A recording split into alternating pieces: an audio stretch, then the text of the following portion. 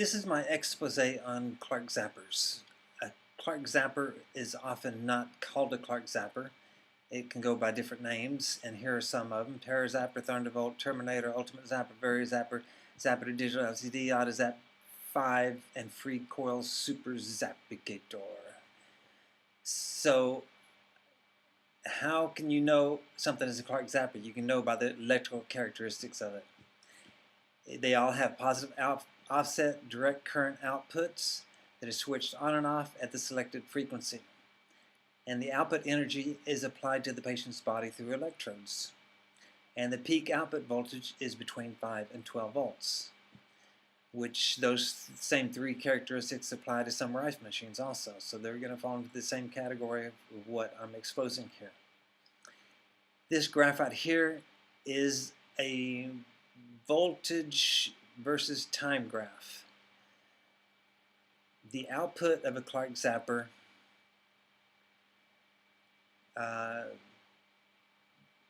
between the two electrodes, let's say if you're considering the handheld left electrode is the common and the right handheld electrode is the main output of it, the voltage between them can be measured as going up and down, up and down, up and down. And that happens at the frequency at which the device is set at. If it's set at the standard 30,000 hertz, then this up, down from this point in time to this point in time happens 30,000 times in 1 second. So it's a pretty rapid frequency. But some of them have frequencies as low as 15 hertz. They vary all over the place. And they do that in their little scheme to try to throw you off. So if someone says that original Clark Zapper doesn't work, they can say, well, mine isn't original. I've got these different frequencies. But really, it doesn't matter. It really doesn't. Their proposed treatment goal is the killing of body pathogens, which include virus, bacteria, fungi, and parasites. But the raw truth is that there is no scientific study showing that this type of frequency therapy is effective. Dr. Thiele's study concluded that they definitely did not kill microbes as their sellers claim they do.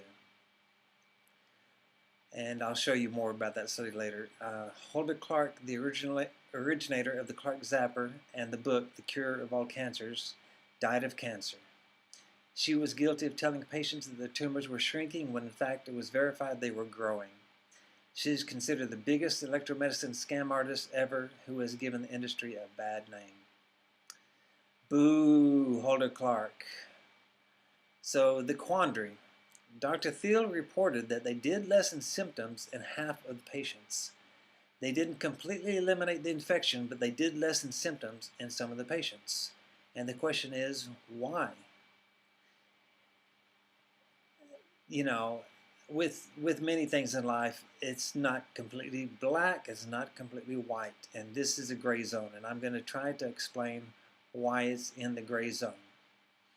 But it's definitely not a white knight like the sellers claim it is. It is not a white knight. Okay, my explanation. These zappers function as very weak DC treatment devices. By DC, I mean direct current. And that is in a reference to the direction only being positive. It doesn't ever go into the negative portion. There is scientific studies showing effectiveness of DC against virus, bacteria, and fungi. Some people wrongly believe that there's no science and no studies at all concerning alternative modalities of health treatment, but that is so wrong. Scientists are a little bit enthusiastic and willing and eager to test any and everything until they get employed by some big pharmaceutical company. So there's hundreds of thousands of reports that you have access to on the internet And a lot of them you've never even heard of. I had to search for years to find all the ones that I refer to, but they're there. And it's wrong to believe that all of science is against alternative medicine. It isn't. There are many scientists that are just completely neutral, and if they think that a frequency or a current or something might help in fighting a microbe, they'll do a test about it and they'll make that report. So there are reports about direct current against pathogens.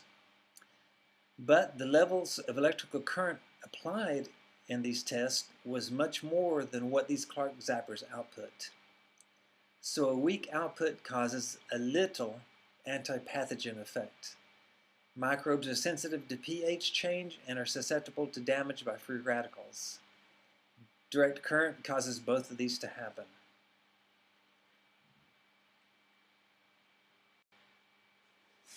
Okay, here is a reprint of the study concerning the Clark Zappers that were tested by Dr. Thiele. He tested one that was standard and one that incremented frequency by 2 kilohertz from 20,000 hertz to 40,000 hertz, which is good because that covers a lot of the different Clark Zappers that use different frequencies. So let's see what he has to say. He tested 158 people with different infections. He did the regular sessions according to what the manufacturer stated. But it wasn't really a pure test because he also let them take nutritional supplements and things that might help them against the infections that they had.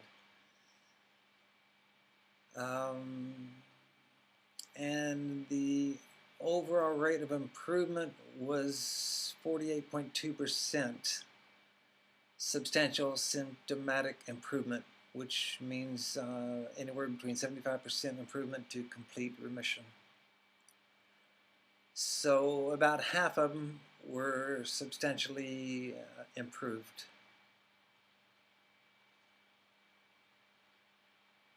So let me see what else.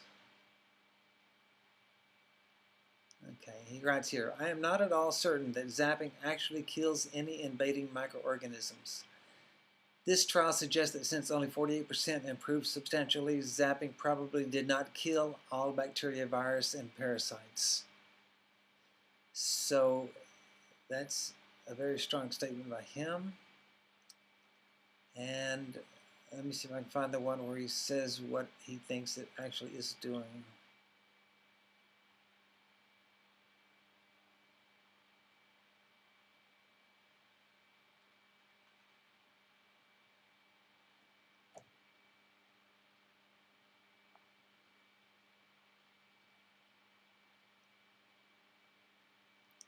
The results of this study suggest that zapping combined with nutritional interventions may have helped most of the patients improve.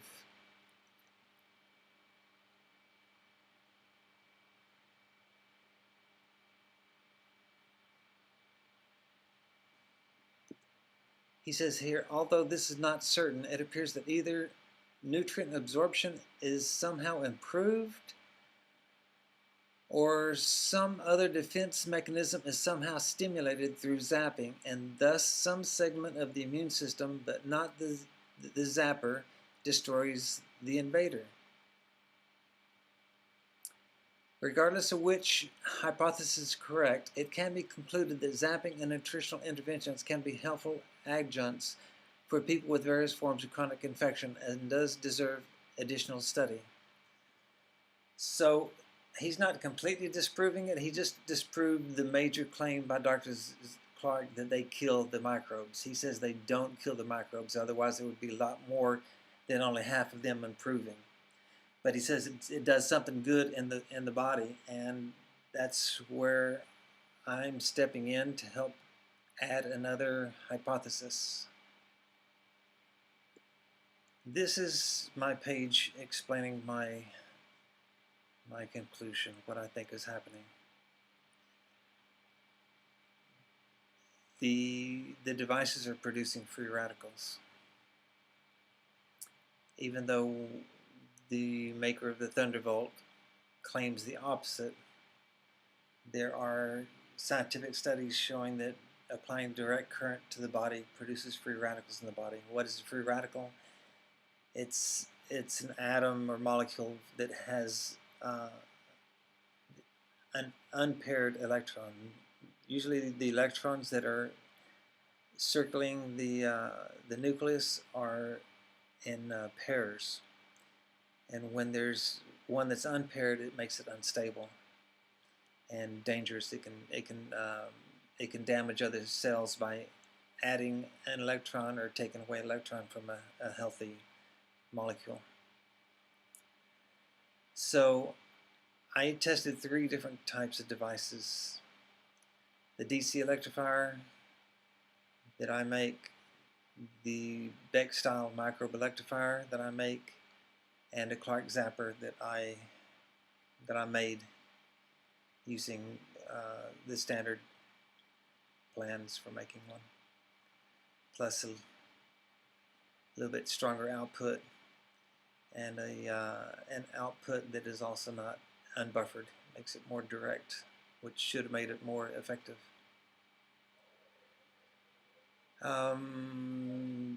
This right here explains 3 different types of output waveforms. When you're talking about pure direct current, you're talking about no frequency at all. It just is straight output, positive voltage, and there's no variation. When you have a variation in the output waveform, you can call that switched or modified or whatever. And it's switched on and off at the frequency at which the output device is set. And both of those are direct current because they are only one polarity. When something has both polarities, positive and negative, it's called alternating current. It flips from positive to negative, negative, back and forth. And that's what the Beck device uses, alternating current. And this shows the setup of what I did to test the 3 devices. The device was connected to the wrist with stick-on electrodes, and interrupting the wire going to one of the electrodes was a resistor of 1000 ohm value. And the voltage across that resistor, the DC voltage across that resistor was read by a digital voltmeter. The idea being that even with an AC output, if there was any imbalance in the AC, it would show up as an average reading of DC on the voltmeter. And this is a picture showing the actual setup with the stick-on electrodes, the device, and the voltmeter. And with the DC electrifier, the voltage across the resistor was 2.2 volts, which equates to 2.2 milliamps. The Clark Zapper was 1/16 that amount at 0.14 milliamps. And consider that this is a strong Clark Zapper, a 12-volt output Clark Zapper. There are some older style Clark Zappers that only output a peak of 5 volts, which would be less than half of that amount of current. And then the microbe electrifier, which is a Beck style blood purifier, it was pretty much 0. 0.2 millivolts only equates to 0.0002 milliamps. So you can consider that 0. So the AC output waveform is very balanced on this. So my conclusion is that Clark Zappers send direct current into the body to create free radicals. Not enough to fully kill infections. If the electrodes were placed near a localized infection, and just enough to be slightly harmful to the body as a whole. For systemic infections, they are useless. And this page talks about my experience. When I was sick with chronic fatigue syndrome, I tried a Clark Zapper and it made me feel worse, and I believe that my explanation now is correct, and that its creation of the free radicals is what made me feel worse, because I was using it against a systemic infection. And the only use for a device that creates free radicals is on a localized infection, when you have an infection in just one area of the body, one small area of the body, because you can kill microbes with free radicals. So later I experimented with direct current blood electrification, and it really wrecked my blood. It really was a bad experience, but a good learning experience. So if you have a systemic infection, you need a microbe electrifier. If you have a localized infection, you need the DC electrifier, or my combo microbe electrifier, DC electrifier. If you want very weak results, you want to struggle and maintain your little disease and get lots of sympathy for years and years and years, get a Clark Zapper. So right here is a scientific validation that direct current produces free radicals. In this first one, they subjected sperm to direct electrical stimulation, and as a result, reactive oxygen species, which is a type of free radical, was produced, which caused a decrease in mobility and viability of the sperm. And in this one out here, it says if a direct electric current passes through the system, anions move towards the positive electrode and cations move toward the negative electrode.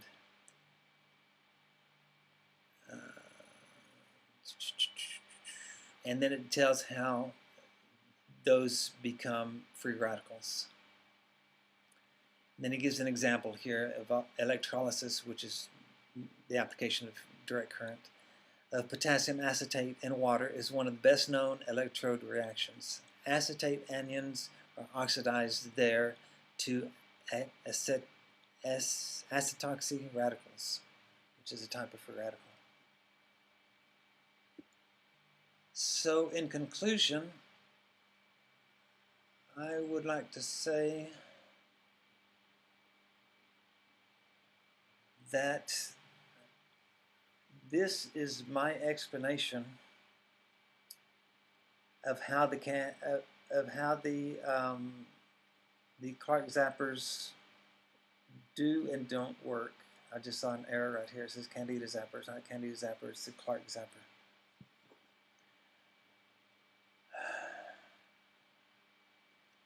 They work by creating free radicals.